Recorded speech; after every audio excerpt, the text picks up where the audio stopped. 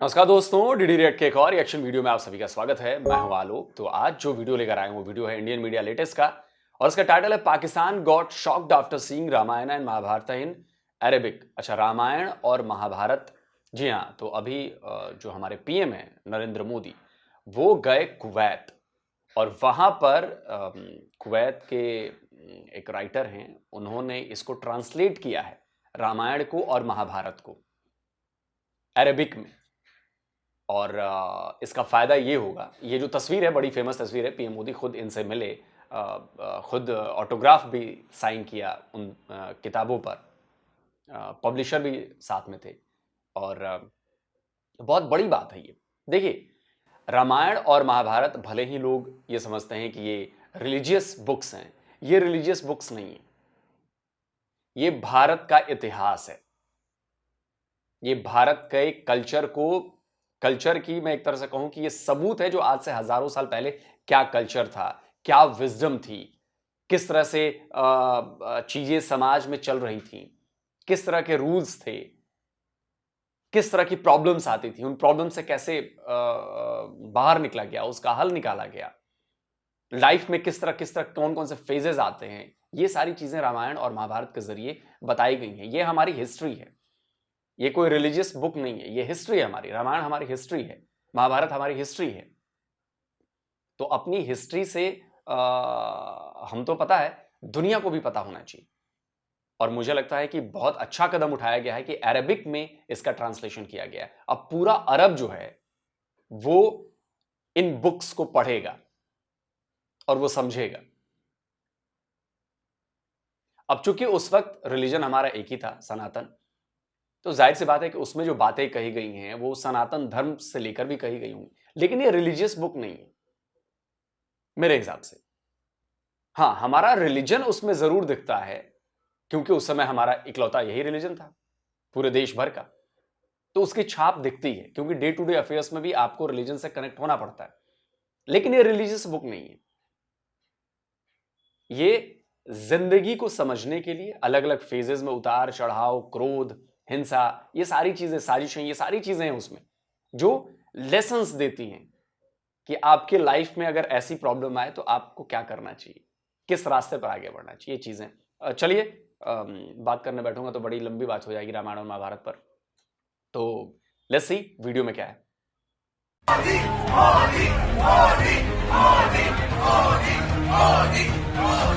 Wow, you have done a great service.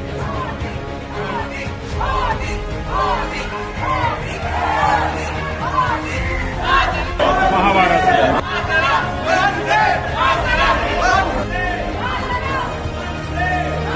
तो हजारों बार हज किए हुए लोग हैं, वो आज मोदी जी के लिए सर झुका करके अपनी पलके बिछा करके कुवैत में खड़े हुए थे और मोदी मोदी के नारे लगाए जा रहे थे।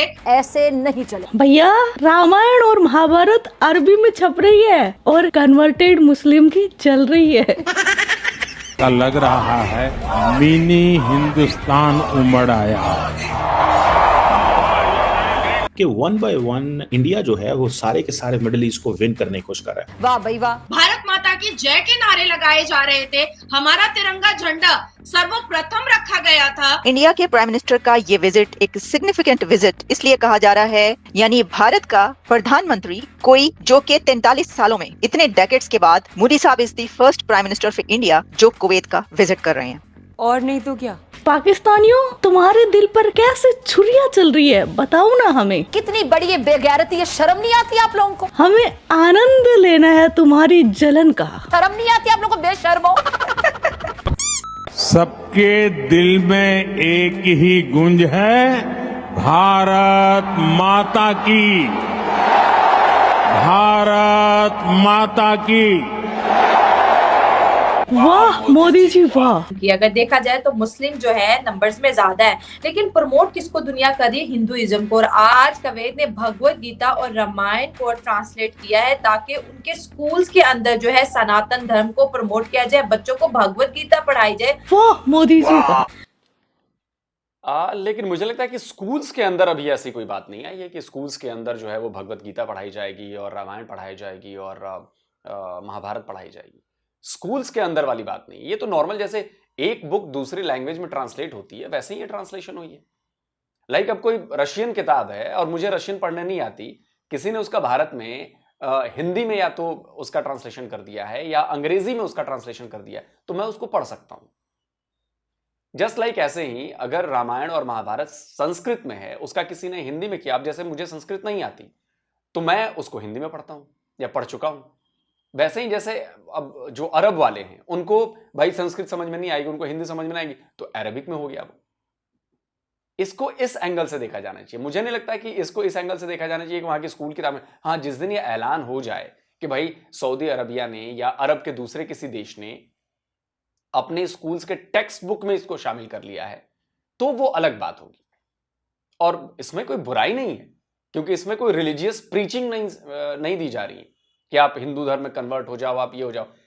रामायण और महाभारत, उसमें एक इतिहास के उस वक्त को बताया गया है जब वहां पे एक राजा थे, उनके 4 बेटे थे, एक जो उनकी पत्नी थी, उनको लालच आ गया कि नहीं मेरा बेटा ही राजा बने। बड़ा ये अभी भी ये चीज बड़ी संबंधित है उससे, आज भी ये होता है। सोनिया गांधी जी चाहती हैं कि भाई राहुल गांधी देश का पीएम बने, वो राजा बने। आप समझ रहे हैं, महाभारत में भी यही चीज है। दुर्योधन के लिए पुत्र मुंह में फंस गए धृतराष्ट्र, उनको लगा कि नहीं दुर्योधन को ही राजा बनना चाहिए। फिर उसमें लड़ाई होती है, साजिशें होती हैं, रणनीतिक चालें चली जाती हैं, कूटनीति होती है, बहुत सारी चीजें जिससे आप सीख सकते हैं इन सारी चीजों को। वो उस युग में भी, द्वापर और त्रेता में भी ये चीजें वैलिड थी और आज भी ये चीज वैलिड है, आज कलयुग में भी। तो इसको, इसकी महत्ता को समझना होगा।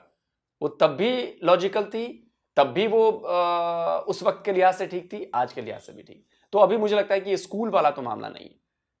बच्चों को रामायण सिखाया जाए और उनको उस तरह से एम्पावर किया जाए जिस तरह से सनातन धर्म में किया जाता है। अरब वर्ल्ड अलाउ नहीं करती गैदरिंग्स को, इन चीजों को, लेकिन नरेंद्र मोदी ने ये एक बना लिया हुआ है। नरेंद्र मोदी मिडिल ईस्ट पहुंच जाए तो वहां जाके उन्होंने 2 स्टेट सोल्यूशन की बात कर दी। मानना पड़ेगा आप, मोदी साहब को पता है मैंने क्या बात करनी है कि जी हम फलस्तीन और इसराइल की जो 2 स्टेट सोल्यूशन की बात करते हैं, लेकिन हम इसराइल को वेपन देंगे कि वो गजा में कुटे, वो अगर मारता है तो मारे, ये उसका राइट है। तो कवैत लेकिन चीमा जी, मुझे लगता है कि इसको ऐसे देखा जाना चाहिए कि भारत की फॉरेन पॉलिसी जो है, भारत की जो फॉरेन पॉलिसी फिलिस्तीन और इजराइल को लेकर है, वो शुरू से यही है।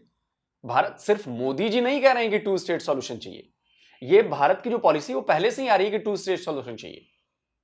ये मोदी जी की पॉलिसी नहीं है, ये भारत की पॉलिसी है जो पहले से चली आ रही है कि फिलिस्तीन के लिए हमें 2 स्टेट सॉल्यूशन चाहिए, फिलिस्तीनियों को एक देश मिलना चाहिए। भारत इस पॉलिसी पे कायम है और शुरू से, वो चाहे कांग्रेस की सरकार हो, बीजेपी की सरकार हो, चाहे किसी भी सरकार, ये भारत की पॉलिसी है। ये भारत की पार्लियामेंट ने तय किया पहली बार, पार्लियामेंट इन द सेंस की सरकार में, क्योंकि हम बनाकर भेजते। दूसरी चीज, आपने कहा कि भारत को मिसाइलें और भारत इजराइल को ये करता है वो करता है। खबर तो ये भी आई थी कि आपने भी इजराइल को शेल्स सप्लाई किए। बात ये नहीं है, हमने एक कंपनी बना रखी है, हमने एक कंपनी बना रखी है, मान लीजिए बल्ब बनाने की फैक्ट्री है हमारे पास।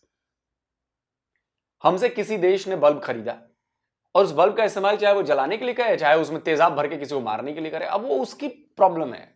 हमने तो प्रोडक्ट बनाया है। अगर हमने शेल्स बनाए हैं, हमने मिसाइलें बनाई हैं, अगर कोई देश खरीद रहा है तो भाई ये तो कोई गैर कानूनी काम तो नहीं हो रहा ना। क्या पाकिस्तान दूसरे देशों से हथियार नहीं खरीदता क्या, और उसका इस्तेमाल भारत के खिलाफ नहीं करता क्या? 1948 में या जब भी लड़ाई हुई, अमेरिकी हथियारों का इस्तेमाल हुआ हमारे खिलाफ। हमने 3-4 लड़ाइयां लड़ी। तो क्या हम अमेरिका को कहने लगे कि देखो जी हमारी और पाकिस्तान की तो लड़ाई है, लेकिन अमेरिका यहां पर आकर हमसे हाथ मिलाता है, ये तो हथियार तो उसी ने दिए थे। ये इलॉजिकल दलील है, ये दलील ही बेकार है। फिर तो हम अमेरिका को पकड़ लेना चाहिए, आपने क्यों पाकिस्तान को F-16 दिया, ये हम सवाल उठाते हैं, बट ये नहीं कहते कि जिम्मेदार अमेरिका है उसके लिए, कि फिलिस्तीन में जो तबाही हो रही है उसकी जिम्मेदार भारत है क्योंकि हथियार दे रहा है इजराइल को। तब तो हम भी ये कह सकते हैं कि भाई भारत में जो जितने युद्ध हुए उसका जिम्मेदार अमेरिका है, पाकिस्तान तो बिल्कुल नहीं है फिर, या पाकिस्तान के साथ साथ अमेरिका भी है। ये तरीका नहीं है। आपके पास चाइनीज हथियार है, अब हम कहेंगे जो चाइना जो है वो चाइना जिम्मेदार है। चाइना से हमारी ट्रेड भी हो रही है, चाइना से हमारा ये भी हो रहा है, वो भी हो रहा है, लेकिन जिम्मेदार वही है क्योंकि चाइना हथियार दे रहा है, गोला बारूद दे रहा है पाकिस्तान। कवैत एक ऐसा इस्लामिक मुल्क है जहां पे शरिया है। साथ साथ हम ये भी बताएं कि वही कवैत है जिन्होंने 7x जो है या फॉर्मर नेवी के जो अफसरान है उनको सजाए मौत सुनाई थी और फिर बाद में जो है इंडिया की एक रिक्वेस्ट पे उन्होंने जो है उनको मुल्क वापस भेज दिया था। ये भी बहुत बड़ी लेकिन कुवैत ने नहीं किया था, ये तो कतर ने किया था ना। जो नेवी वाला मामला था, जहां तक मुझे याद है, कतर ने किया था शायद, कुवैत से नहीं था। कुवैत से हमारे रिलेशंस बड़े अच्छे रहे हैं, ये कतर ने किया था। कतर में हमारे जो फॉर्मर नेवी के ऑफिशियल्स थे वो थे जेल में, और कतर से बात हुई। बहुत बड़ी खबर थी और 2 दिन का दौरा है जी मोदी साहब का कवैत के अंदर। इसके ऊपर हमारे साथ एक बहुत ही खूबसूरत लेडी मौजूद है, वरना नौली नाजिया अली खान, इनको वेलकम कहते हैं। Thank you so much ma'am join करने के लिए। वंदे मातरम, भारत माता की जय, जय जगन्नाथ, हर हर महादेव, वालेकुम अस्सलाम रहमतुल्लाह अलैहि व बरकातहू। मुझे बहुत अच्छा मूड है आज आपका। आप हाँ, नहीं आज आपका मूड बहुत अच्छा है, पहले इसकी वजह बताएं हमें। नहीं, एक्चुअली शाला होता क्या है ना कि हमारे भारत के प्रधानमंत्री आदरणीय मोदी जी को हमेशा टारगेट किया जाता है कि वो तो सांप्रदायिक हैं, वो तो कट्टर हिंदू हैं। तो अभी जो इतिहास के पन्ने में खोलूंगी उसमें ये बताऊंगी कि कुवैत की लड़ाई हमेशा से मुस्लिम मुल्कों से ही हुई। और देखिए, जब कट्टर हिंदू कुवैत पहुंचा तो वहां पर वो जुब्बा पहने हुए और साफा पहने हुए और ना जाने हजारों बार हज किए हुए लोग कैसे उनको सर पलकों पे बिठा रहे थे। तो मुझे कभी कभी आश्चर्य होता है कि पाकिस्तान हो, बांग्लादेश हो या भारत हो, यहाँ के मुसलमान आखिर चाहते क्या हैं? क्योंकि यूएई मिडिल ईस्ट का मुसलमान तो रिफॉर्मेशन चाहता है, जो 54 या 55 मुस्लिम मुल्क है वो तो रिफॉर्मेशन चाहता है, वो डेवलपमेंट चाहता है, वो आदरणीय प्रधानमंत्री मोदी जी का साथ चाहता है, वो भारत का साथ चाहता है। लेकिन आकर बांग्लादेश और पाकिस्तान और भारत का मुसलमान क्या चाहता है? इसलिए मुझे हंसी आ रही थी कि जिस भारत के मुसलमानों को अपने आप को सबसे ज्यादा खुशकिस्मत समझना चाहिए कि आदरणीय प्रधानमंत्री मोदी जी हमारे प्रधानमंत्री हैं, वही सबसे ज्यादा दिन रात कोसता रहता है हमारे मोदी जी को। और देखिए, कुवैत के मुसलमान जो कट्टर मुसलमान है, जो पक्के मुसलमान है, जो अल कुरान के मानने वाले मुसलमान है, जो ला इलाहा इल्लल्लाह मुहम्मद रसूलुल्लाह का मीनिंग समझते हैं, तो अब मैं क्यों ना बोलूं कि जिन्ना ने जो आतंक स्टार्ट किया था, उस आतंक की चिंगारी आज तक हमारे भारत के मुसलमान जो है वो सुलगा रहे हैं, बांग्लादेश के मुसलमान सुलगा रहे हैं, पाकिस्तान के मुसलमान सुलगा रहे हैं। ये सब जिन्ना के मुसलमान पाले हुए हैं। क्योंकि जो कुवैत है, जो साफा पहनते हैं, वो तो कई बार हज करते हैं तब उनको साफा मिलता है, जो हाफिज़े कुरान होते हैं तब उनको साफा मिलता है। एवे ही तो साफा नहीं मिल जाता किसी को, ऐसे ही एवे ही तो जुब्बा नहीं मिल जाता किसी को। तो जो हजारों बार हज किए हुए लोग हैं, वो आज मोदी जी के लिए सर झुका करके अपनी पलके बिछा करके कुवैत में खड़े हुए थे और मोदी मोदी के नारे लगाए जा रहे थे, भारत माता की जय के नारे लगाए जा रहे थे, हमारा तिरंगा झंडा सर्वप्रथम रखा गया था। तो मुझे एहसास कमतरी होती है, मुझे बुरा लगता है, मुझे बहुत दुख तकलीफ पहुंचती है कि जिस भारत के मुसलमानों को सबसे ज्यादा खुश होना चाहिए था, वो भारत का मुसलमान हर रोज आदरणीय प्रधानमंत्री मोदी जी को कोसता रहता है। सही हो गया। लेकिन जैसे आपने इसको मुस्लिम से जोड़ा, अगर हम बात करें तो एक वक्त था जब पाकिस्तान का मुस्लिम वर्ल्ड के साथ कनेक्शन बड़ा स्ट्रॉन्ग था, तो इंडिया एक बहुत ऐसा लगता था कि कभी भी मतलब कश्मीर को लेके हमारी स्ट्रेटेजी भी यही थी कि भारत कभी मुस्लिम वर्ल्ड के करीब न है, तभी तो OIC जो है बनाएगी और OIC में कश्मीर का मुद्दा उठाया गया। लेकिन जैसे आपने बोला कि कुवैत एक मुस्लिम कंट्री है, बड़ा रिच कंट्री है, ऑयल इसके पास बहुत ज्यादा जो है इसके रिसोर्सेज है, बहुत ज्यादा इंडियन कुवैत के अंदर जाके अपनी सर्विसेज देते हुए दिखाई देते हैं। तो मैम, ये जो 43 इयर्स का जो गैप था, ये गैप क्यों था और अब जो है आपको क्या लगता है ऐसा कौन सा प्लान है जिसको लेके मोदी साहब वहां पर गए हैं और ऐसी कौन सी नई डेवलपमेंट आने वाली है? या फिर हो सकता है कि वो जो एक प्रेशर है मुस्लिम वर्ल्ड का या मिडिल ईस्ट का, वो मोदी साहब खत्म करते हुए दिखाई दे रहे हैं? क्योंकि ये दौरा बहुत इंपॉर्टेंट माना जा रहा है। जिस तरह से वार्मली वेलकम किया गया मोदी साहब को, जिस तरह से उनके जो जेस्चर थे वो बता रहे थे कि इसके बाद कुछ बहुत बड़ा होने जा रहा है। हाँ, आपने एक साथ शाला बहुत सारे सवाल कर दिए हैं। सारे सवालों का जवाब पूरे धैर्य के साथ सुनिएगा। सबसे पहले तो मैं कुवैत के नागरिक को और कुवैत के सभी लोगों को बहुत बहुत मुबारकबाद दूंगी कि उनकी सरजमीन पर आदरणीय प्रधानमंत्री जो भगवान राम के भक्त हैं, जो हनुमान जी के भक्त हैं, जो श्रीमद् भगवत गीता के अध्याय पढ़ करके एक कट्टर हिंदू हैं, उनके कुवैत की सरजमीन पर उन्होंने अपना कदम रखा है, अपने चरण रखे हैं।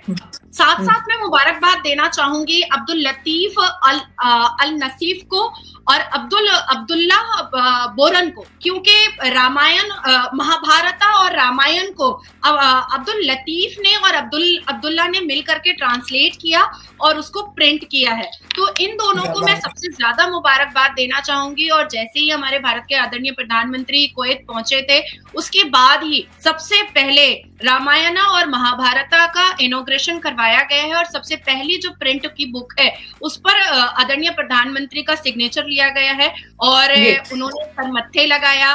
और अब कहीं ऐसा ना हो कि मक्का में भी हम हनुमान चालीसा जा करके पढ़े, क्योंकि कुवैत में तो रामायण और महाभारत जो है वो स्टार्ट हो चुका है। वहां के, जहां तक मुझे खबर आई है, वहां के कुवैत के स्कूल में भी मिडिल ईस्ट की तरह रामायण और नहीं, मुझे लगता है कि ऐसे बयानों से बचना चाहिए कि हम मक्का में भी जी हनुमान चालीसा पढ़ेंगे। नहीं, ये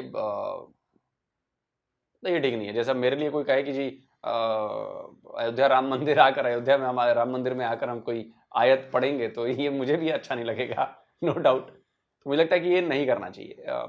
ठीक है, कुछ प्लेसेस ऐसी हैं जो रिलीजियस प्लेसेस हैं और जो उनके लिए एक्सक्लूसिव है, ठीक है, इट्स ओके। जैसे हमारे लिए राम मंदिर एक्सक्लूसिव है, मतलब एक्सक्लूसिव इन द सेंस कि ऐसा नहीं कि हमने एंट्री बैन कर रखी है, कोई नहीं। हमारे लिए तो राम मंदिर के दरवाजे सबके लिए खुले हैं। हम मक्का मदीना की तरह नहीं है कि भाई नहीं, नॉन मुस्लिम्स नहीं आएगा, हमारे लिए ऐसा नहीं। हाँ, लेकिन कुछ जगह हैं जहां पर आप नॉन हिंदू भी नहीं जा सकते, नॉन मुस्लिम ही नहीं, मतलब नॉन हिंदू नहीं जा सकते वहां पे, तो वो सैंक्टिटी है उसकी। तो मुझे लगता है कि इससे थोड़ा अवॉइड करना चाहिए।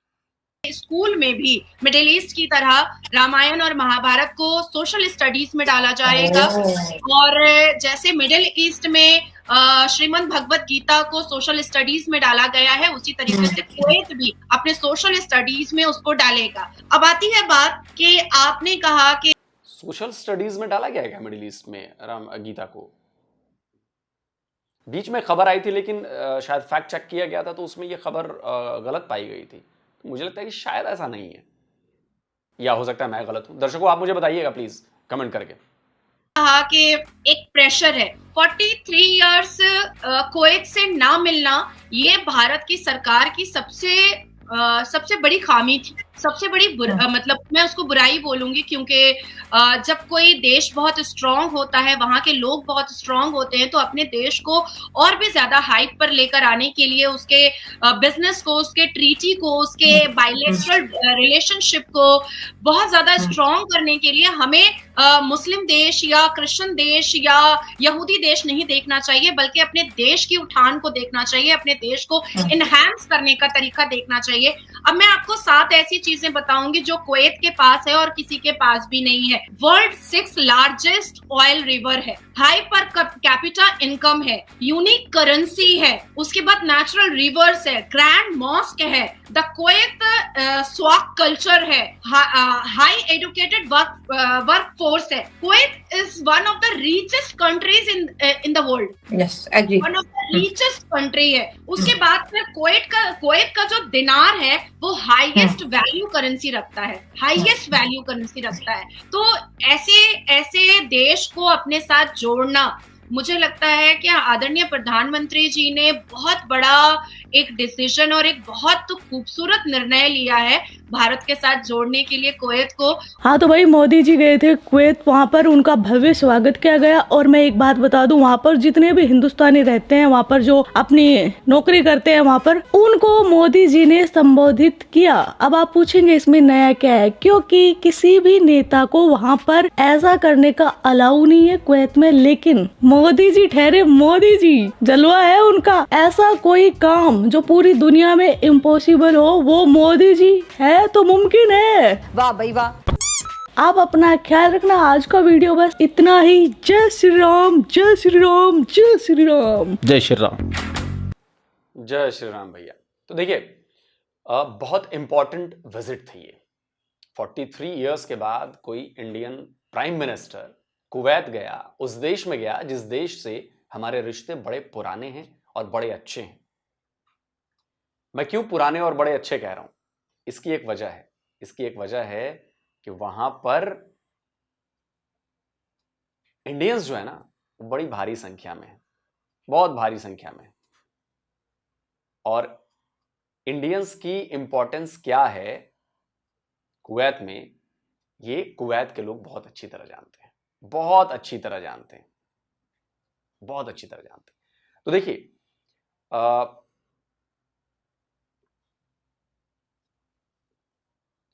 कुवैत को हर वो चीज चाहिए। कुवैत के पास तेल है, कुवैत के पास बहुत सारी चीजें हैं, कुवैत की इकोनॉमी भी अच्छी है, लेकिन कुवैत की इकोनॉमी अच्छी होने के पीछे बहुत बड़ा हाथ इंडियंस का है।